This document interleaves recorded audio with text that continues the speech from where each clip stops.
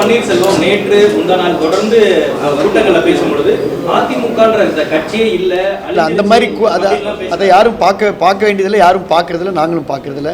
வேறு ஏதாவது நல்ல கொஸ்டின் கேட்டிங்கன்னா,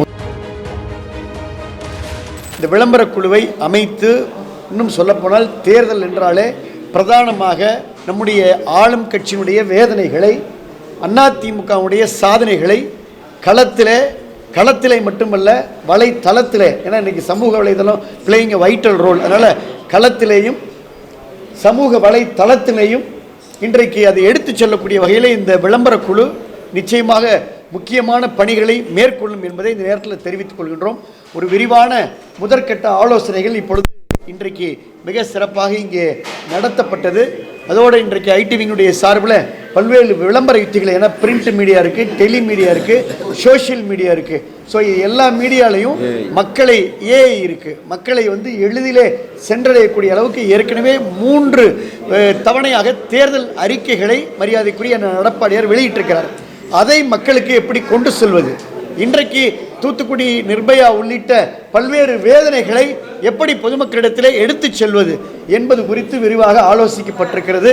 இந்த தேர்தலில் 2026 தேர்தலில் தேசிய ஜனநாயக கூட்டணி பெறப்போகின்றது வெற்றியில் அண்ணன் முதலமைச்சராக பதவியேற்கக்கூடிய இந்த சூழலில் இந்த விளம்பர குழுவினுடைய பணிகள் பிரதானமாக இருக்கும் என்பதை உங்களிடத்தில் தெரிவித்துக் கொள்கின்றோம்.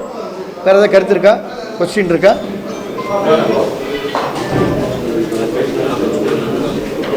திமுகவுடைய அரசினுடைய செயல்பாடுகள் குறித்தான விமர்சனங்களை எந்த அளவுக்கு நம்ம கொண்டு போகிறோம்?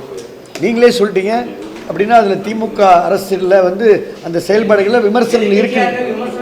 ஆமாம், அதுதான் கேள்வி. நீங்கள் சொன்னதுக்கு தான் நானும் பதில் சொல்கிறேன்.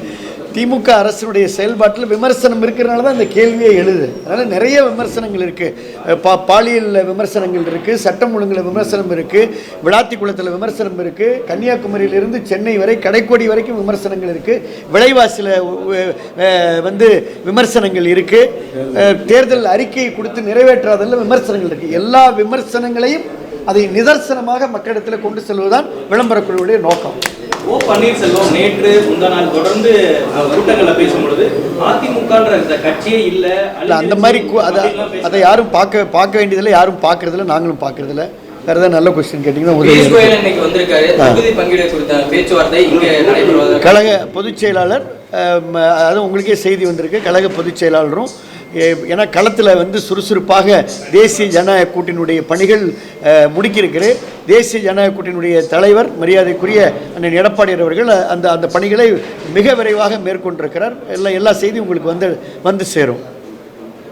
நன்றி, வணக்கம், வாழ்த்துக்கள்.